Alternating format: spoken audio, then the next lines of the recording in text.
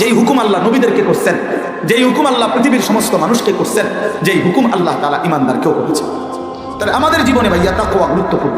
এখন কেন এই তাকওয়া এত গুরুত্বপূর্ণ? কেন?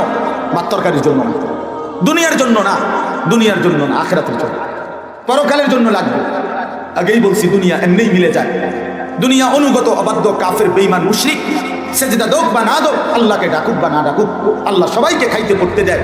কিন্তু আল্লাহর কসম ছেলেরা বাপ, আমি যদি তোমার কাছে গিয়ে বলতে পারতাম, তোমার যদি বুকে চড়াইয়া বলতে পারতাম যে মনে রেখো আল্লাহর নাফরমানি করে এই যে সেজদা দাও না, এই যে নামাজ পড়ো না, এই যে হালাল খাও না, এই যে হারামের মধ্যে ডুবে আছো তোমরা যারা, নারী ছবি নাচ গান অসভ্যতা অশ্লীলতা উলঙ্গতা ছাড়া তোমাদের জীবন কাটে না, আল্লাহর কসম আল্লাহর কসম আল্লাহর কসম আখিরাতে মৃত্যুর পরে এই নাফরমানি জিন্দেগি নিয়ে যদি কবরে যাও আর কোনোদিন পরকালে এক ঢোক পানিও মিলবে না।